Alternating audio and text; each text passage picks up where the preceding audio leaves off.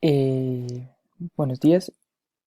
El objetivo de esta presentación es mostrar el desarrollo del proyecto de Big Data y Business Analytics, en el cual se expone cómo a través de las herramientas y el análisis que se hace con los datos podemos encontrar soluciones a una problemática real.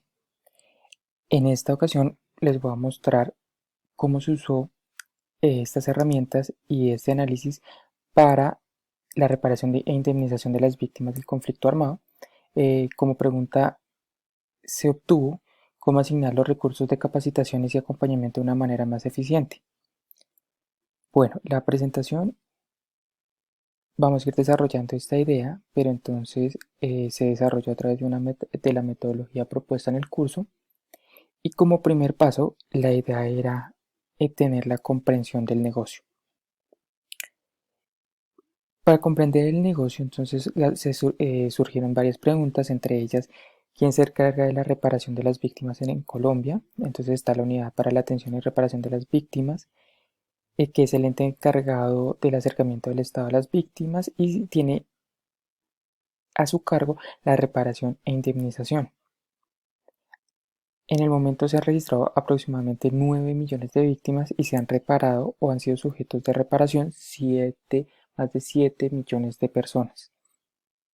¿Cómo se hace esta reparación e indemnización de las víctimas en Colombia? Se hace a través de 5 medidas. Una es una indemnización, una restitución de derechos, una rehabilitación, una satisfacción y una garantía de no repetición. De la 2 a la 5 son medidas simbólicas y la número 1 es una indemnización en dinero. La indemnización es una medida que busca la reparación. Se caracteriza por ser recursos, por tener recursos o dinero que ayudan al restablecimiento de derechos y reconstrucción del plan de vida de las víctimas. Por ser recursos públicos, tiene medidas de control y es monitoreada constantemente. Esta indemnización en dinero se caracteriza porque puede ser de dos modalidades. Una, en la que la persona que lo recibe los usa de manera autónoma y privada, no se sabe en qué los usa, pero pues lo recibe, por lo tanto no se hace un seguimiento del uso de los recursos y se hace una entrega oficial sin acompañamiento.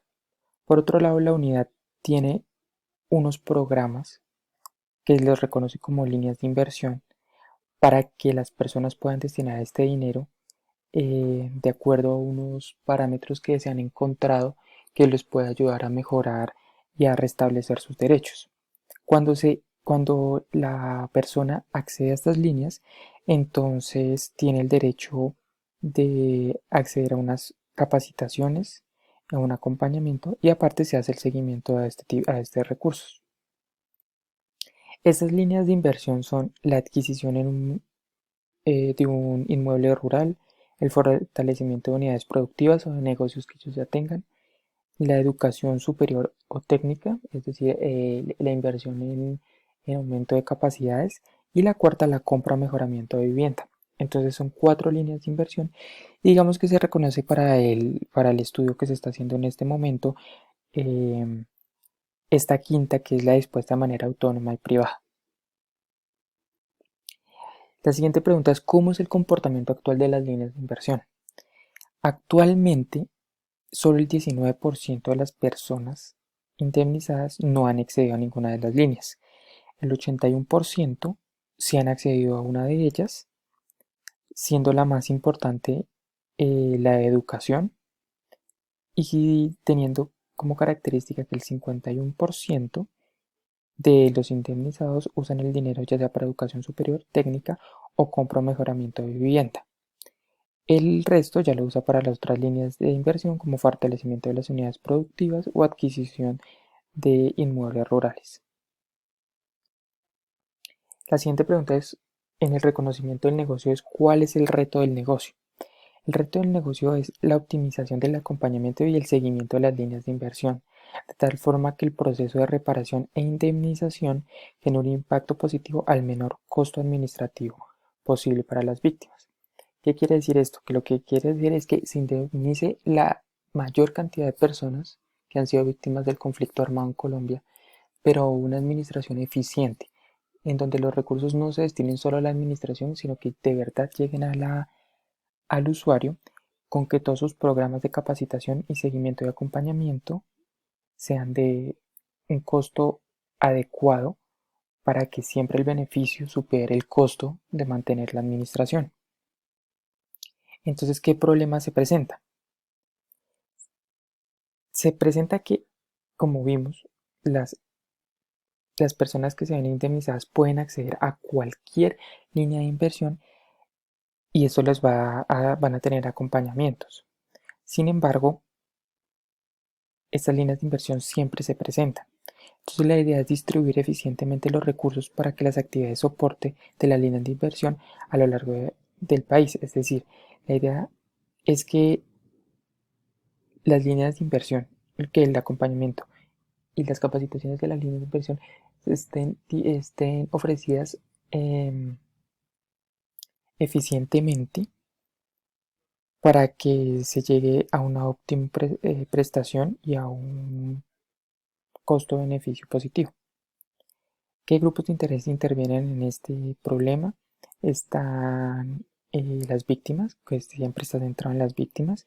El Ministerio de Hacienda aporta los recursos, la sociedad civil porque está monitoreando constantemente, el Departamento de la Prosperidad Social, que es quien hace monitoreo de la administración de la unidad, los empleados de la unidad y los entes de control. ¿Qué busca cada uno de ellos? Tener una eficiencia, que al final las víctimas sean reparadas de una manera eficiente. Entonces, ¿cómo enmarcamos el problema? El problema se enmarcó a partir de una pirámide de preguntas hasta que pudimos darnos cuenta que, que se tiene la información de las líneas de inversión por demandamiento de usuario para encontrar una preferencia en el uso de esas líneas de inversión y de esta manera hacer flexible la prestación del acompañamiento y el seguimiento de acuerdo a la demanda que se ha hecho de estas líneas de inversión. Es decir, para no tener para no tener estos acompañamientos y capacitaciones disponibles en todos los departamentos de manera uniforme, sino reconociendo que esto puede variar de acuerdo a la demanda y por tanto se requieren diferentes estrategias. Entonces el problema se definió qué estrategia seguir para distribuir eficientemente los recursos para las actividades de soporte de las líneas de inversión, es decir, la capacitación y seguimiento, de acuerdo con las necesidades presentadas. ¿Qué herramienta de analítica se usó? Se usaron los clústeres o agrupamientos. ¿Por qué? Porque se evidencia la falta de conocimiento del tipo de cliente de las líneas de inversión en los departamentos. Por lo tanto, una herramienta analítica pertinente puede ser un clustering o un algoritmo de agrupación que permite señalar mejor los conocimientos de los clientes por departamento y luego plantear una estrategia. ¿Qué requerimientos se usaron para la base de datos? Entonces se creó una base de datos donde están las líneas de inversión, el número de personas que accedieron a las líneas de inversión durante ese tiempo y el departamento donde están las personas que accedieron a las líneas de inversión. Se creó un modelo que obtuvo un ajuste aceptable, un modelo de clustering, y como resultado obtuvimos una agrupación, una agrupación en 3 clústeres. El primero se caracteriza por ser departamentos donde hay menor variabilidad en la escogencia de las líneas de inversión y por tanto en las capacitaciones y seguimiento y acompañamiento. Un grupo 2 donde hay una variabilidad cercana al primer grupo, pero es mayor. Por lo tanto, necesita una estrategia diferente. Y el tercer grupo es donde hay mayor variabilidad en la prestación de las líneas de inversión. Y por tanto, pues se crea una estrategia diferente. ¿Qué estrategias se plantearon?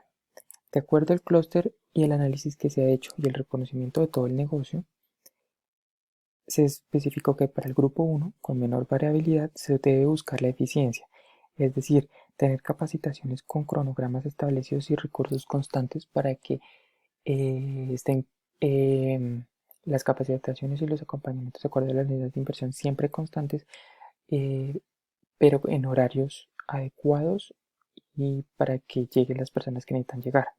En el grupo 2 se necesita ser flexible, es decir, tener horarios flexibles de capacitación y seguimiento para que, como tiene mayor variabilidad, puede cambiar, entonces no puede ser tan enfocado a la eficiencia como el primer grupo.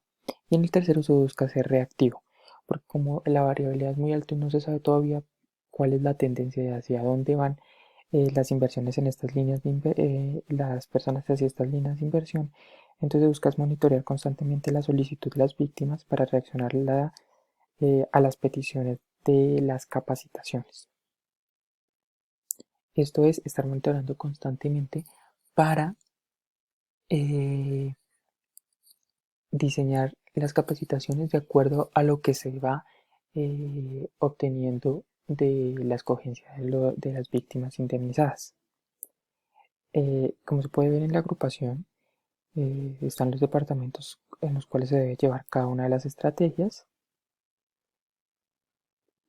Y bueno, ese sería finalmente el trabajo. Aquí están las referencias. Y listo. Muchas gracias.